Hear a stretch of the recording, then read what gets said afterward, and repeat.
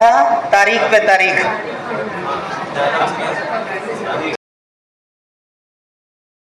आपको कभी नहीं मिलेगा, तारीख पे तारीख कोर्ट में पड़ती रहेगी।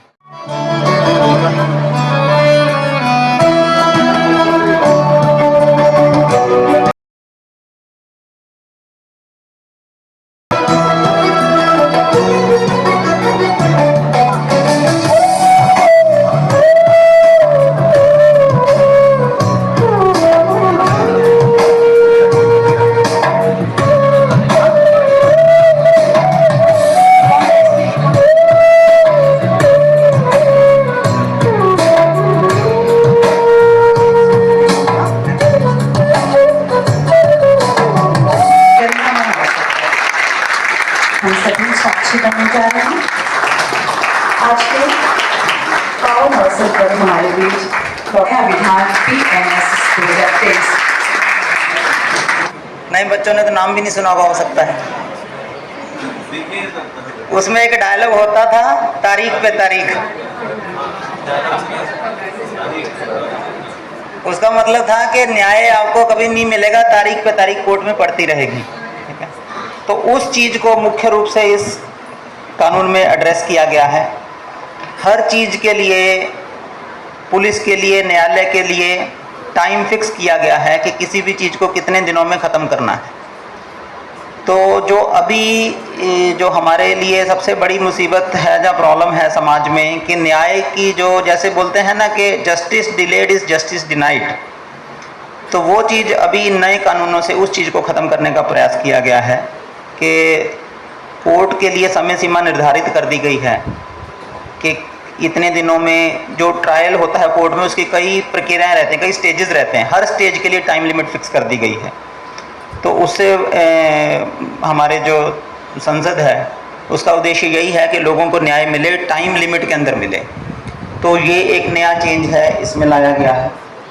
फिर पुलिस के संबंध में जब कुछ लोगों को पुलिस से इंटरेक्शन अफेक्ट करते रहे हैं और करते रहेंगे, तो जो जो चेंजेस हुए हैं उसके बारे में आप लोगों का जानना, जागरूक होना बहुत आवश्यक है।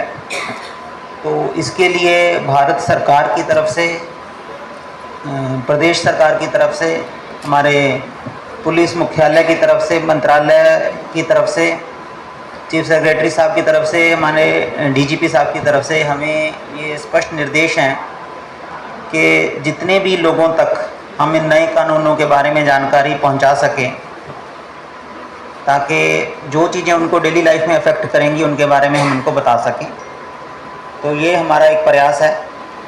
तो सबसे पहले मैं यहाँ पर ऐसे कार्यक्रम को आयोजित करने का हमें मौका दिया, और साथ ही स्टूडेंट्स भी यहाँ पर आए, जिससे कि हम लोग उनको रूबरू हो सके, उनके नए कानूनों के बारे में उनको बता सकें।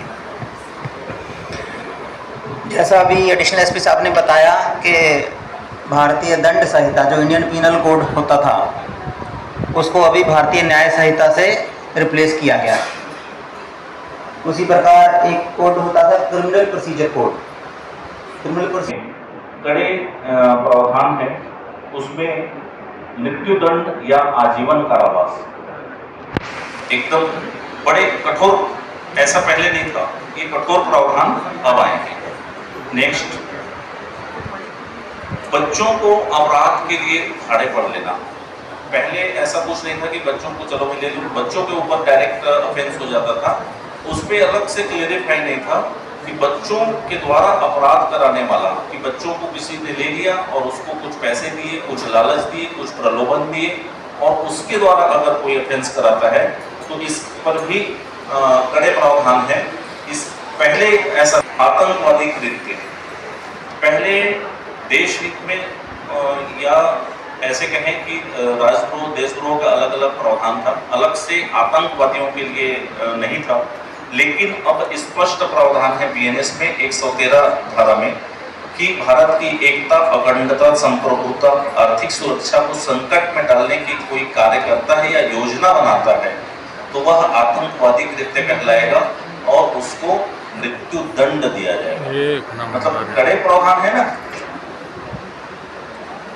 पहले इसमें लैंगिक समानता की बात की गई है, मतलब जो अब थर्ड जेंडर को भी इसमें शामिल किया गया है, उनके प्रति भी कोई अपराध होता है तो उनको भी इसमें पहले अलग अलग डिसाइड करने में दिक्कत होती थी, बट इसमें परिभाषित किया गया है, उभय लिंग को भी शामिल किया गया है। नेक्स्ट, महिलाओं और बच्चों के लिए बहुत सारे प्रावधान किए गए हैं। नाबालिग बच्चों से रेप के संबंधित मामले में पास्को के अनुरूप प्रावधान किया गया है, आजीवन कारावास और मृत्युदंड।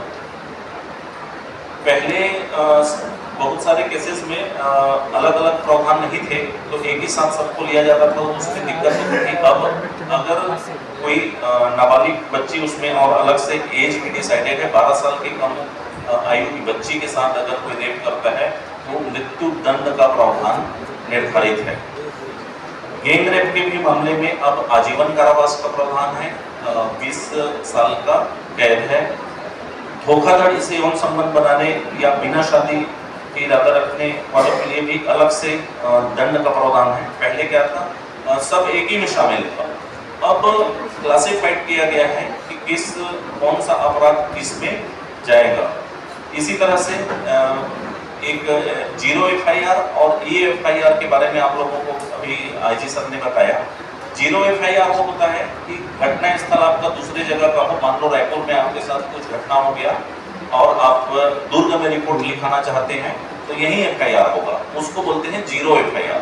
उस FIR को पुलिस थाने में, जिस थाने में आप जाएंगे वहाँ 0 में FIR होगा और जहाँ घटना हुआ है वहाँ उसको ट्रांसफर कर दिया जाएगा, भेज दिया जाएगा। पहले भी होता था, लेकिन अब इस बार उसको BNS में प्रावधानित किया गया है, अनिवार्य किया गया है।